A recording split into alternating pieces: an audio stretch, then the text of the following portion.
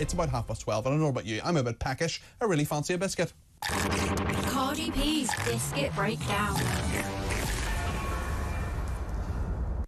Well, Tech Up Dave is with me. It's great to see you, as always. How are you doing? Afternoon, yeah, not too bad. A little tired, but... Yes, you got 2 hours sleep last night, didn't you? Yes. Were you painting the town red? Mothers lock up your daughters? I was here till 1 and then went home and left my phone in the back of an Uber. Well done. Well done, Dave. Got it back at 4:30 this morning. Oh, my goodness. OK, so you're operating on 2 hours sleep. Yes, so that didn't really go that well. No, it didn't go particularly well. But one thing that might go well in a second is that you've got some biscuits, and actually you've responded to public demand. Yes. Because Susan was in touch with a text last week, and she said, "Hi, Peter team. Regarding biscuits, may I suggest a really yummy gluten-free one? It's oat with chocolate chip and absolutely delicious. They are quite readily available and made by the very well-known, reliable Scottish company Nairn's." Lovely, Becky, says Susan. So these were Nairn's dark chocolate chip oat biscuits with apparently 40% less sugar. Yes. Have you managed to get some of them? Ask and you will be. These aren't the gluten-free ones. They're not the gluten-free ones, OK. Which I only found out this morning after we arrived. Well, I love gluten. I'm a big fan of gluten, so Do you want to crack these open? I will crack them open. And actually, apparently, I mean, we obviously, I should say with Dave, I mean, you might think Dave brings in the biscuits every week, he gets the raw end of the deal. I buy the Diet Cokes, which I think I probably get a slightly better deal. Yes. But nonetheless, we have a Diet Coke as well, and I'm having one at the moment. So apparently, we're obviously, Dave, with your, ridiculously high salary, you're buying all these biscuits. But Yes. the Ministry of Defence apparently has been spending £31,000 on biscuits, and that's a little more than even you spend. Yes, so it would turn... There you go. Don't miss out on the Nairn's biscuits. Right. I need to start reading something and you can hand me the biscuits. Sorry, apologies. You eat them and I'll read the story. Okay, sounds good. So the Ministry of Defence has splurged out £31,000 of your cash on cookies since 2016. And it turns out that they're paying 70% more than they would do if they were buying them off Amazon Prime.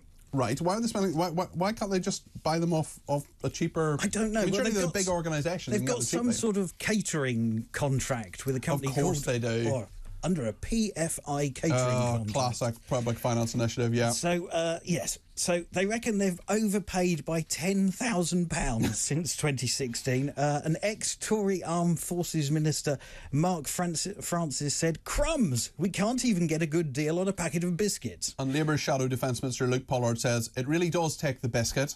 Our armed forces are getting crumbs off the table while ministers waste money on biscuits." Well, we do not waste money on biscuits. We invest in biscuits here at TalkTV. And I can honestly say they're all right. Actually, they're not the nicest biscuits I've ever had, I must say. But they're okay. They're not too bad. Okay. They're not too bad.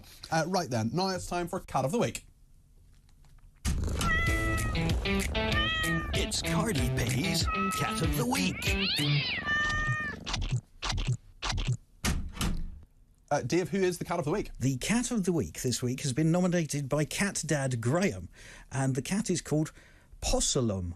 Possellum? Yes. Okay, never heard that name before. And Possellum is a black furry cat, which hopefully we'll see in a moment. Yes, we'll see him on the screen now. And if you can't see this on the screen, and sorry about last week, by the way, because we had a cat last week, and I'm getting the evil eye now from Gabriella, our producer, who was Gabriella's cat last week. She entered him like everybody else. There was no favouritism. Put him in October, and came up last week. But Possellum, who we can see on the screen now, looks very beautiful, a bit like Jack actually, lovely and black and gorgeous, has come from Graham. And I didn't put up the video last week, but I promise immediately after the show I'm going to put this video up for our listeners on Talk Radio, and I'm going to put up Gabby's cat and Possellum. And thank you to Graham, who says, "Love your insight in Britain's politics, avid fan and listener." Isn't that nice? Yes. I thought that was the cat. I thought the cat was an avid fan. Oh, the cat was an avid fan. Maybe Graham hates us. Graham thinks we're useless. Maybe the cat thinks you've got a great insight in British politics as well. You never know. You never know. You never know. Well, actually, speaking of cats who have a great insight into British politics. Ah, yes. Seamless link there. Seamless link. That's why they pay me the not very big bucks. Almost organised. Yes, Larry the cat, the number 10 mouser, is celebrating an anniversary this year. What's his anniversary? Yes, he's been around for a while, hasn't he? 12 years ago, on the 15th of February, so that was a couple of days ago, he was appointed Chief Mouser to the Cabinet Office and moved into Downing Street. He's outlasted 4 Prime Ministers and been in charge there longer than Thatcher, Blair, Churchill and Disraeli, apparently. On his Twitter account, I think this is possibly an unofficial Twitter account, he says, "It's been a pleasure to serve you all these last 12 years. If you're ever asked if you have a cat but don't have the joy of one at home, know that you can answer yes, because I am yours and always will be. Isn't that lovely? Lovely. Well, I have met Larry, and he is very, very friendly and extremely lazy as well. So that's Larry MBE. MBE, what does MBE stand for? Mouser of the British Empire. I like it. But, I mean, Larry's been in the same place in the same street for a long time, but you've seen a story this week about a missing cat found after 4 months 600 miles away from his home on the Orkney Islands. Yes, well, this is little black cat Dexter, who... lovely home in Home End area of Ledbury in Hertfordshire, lived there until last October. Dexter disappeared. Right, oh dear. And there was lots of searches took place. Nobody could find Dexter. Yeah. And everybody thought, well, something nasty's happened to Dexter. Yes. Until a phone call in the last week or so. Dexter is alive and well. From a vet surgery who rang up to say, we've found your cat. Is that exactly how they speak? Probably not. Yes. And Dexter is living a very happy life up in Scotland, eating haggis. I'm not sure you should feed your cat haggis. Haggis is delicious. I would very, very happily eat haggis. It's very, very nice. Cat is a treat there. They think they have no idea how the cat's travelled 600 miles, to be certain, but they have a funny feeling that maybe it drove, maybe it flew. You never know. Well, you never know. But it went up with a travelling fair. Right. Oh, interesting. Yeah. And so, ran away to join the circus. Yes, exactly. And some elderly lady found him in her lambing shed in Orkney. Oh, well, it's a happy ending. I mean, is he coming back to Hertfordshire? That's my question. Well, that's the question, because at the moment they're trying to figure out how to get him back.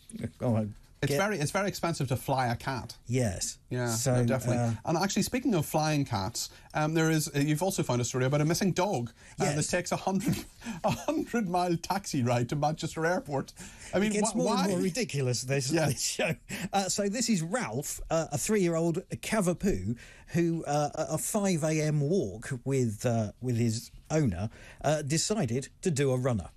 Right, and he jumped in a taxi. And got completely lost, and apparently the cat pulled up, or not the cat, the cab pulled up. The cab pulled up, yes. And to pick up a family that were going to Manchester Airport, and the dog jumped in. Brilliant. And so the driver thought, well, it seems quite nice, we'll take the dog for a ride. So after they went to Manchester, came back and tried to find out more and more about this dog. But by this point, its owner, Georgina, had put up a Facebook post looking for...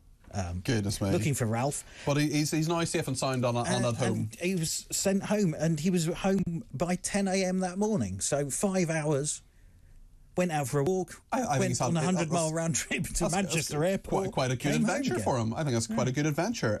It's interesting, yeah. So, I mean, we were talking a little bit earlier about cat eating haggis. Yes. But apparently there's now a man who spends £400 a month on cat food. Yes, I have to thank Tricia for this one. Tricia sent this to us, Tricia Goddard sent me this. Okay.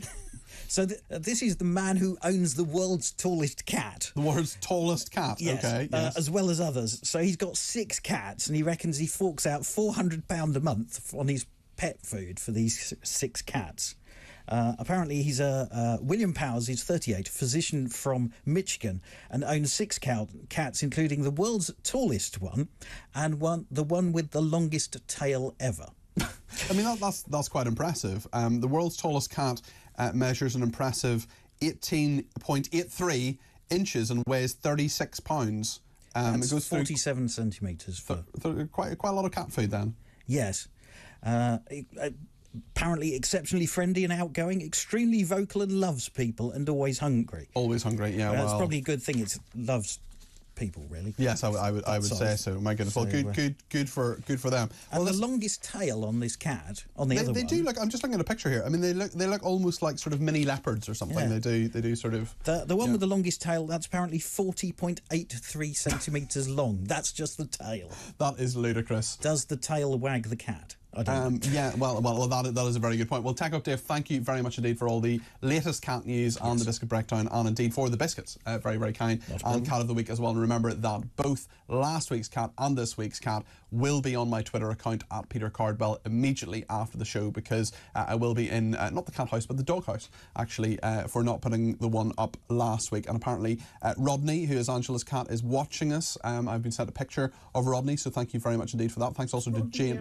Very first Rodney cat. was indeed our first cat of the week. Rodney was our first cat. That's right. The inaugural cat of the week. And Jane has been in touch. She says, "Hi Peter, great show today as always. Really enjoyed it." That's very, very kind. Well, it's not over yet, Jane, because we're going to talk about solo travel in a minute. Would you go on holiday by yourself? Apparently, this is the post-pandemic boom. It is gathering pace. Have you gone on holiday by yourself, Dave? Yes. I have too. I only did it once. I didn't really like it. I went to America for a whole month. Really? Yeah, just before the pandemic. Did you find yourself sort of talking to people in bars and sort of cafes and things? Or, did you not get lonely? I quite like being on my own at the best of times, so it was quite nice to go away. But yeah, I sort of toured around parts of America and just sort of chatted to people. Cool. That Great sounds fun. Good. Yeah. Well, so fair enough. Thoroughly recommended. Okay, there we are. Well, we'll find out from our guest in just a few minutes on that as well. But Tech Up Dave recommends it. I've done it once. I said it wasn't really for me, but it'll come as a huge shock that I actually like talking to people and company, and I'm quite an outgoing, gregarious character. No, it's a huge shock. But there we are. We'll talk about that in just a few minutes here on TalkTV.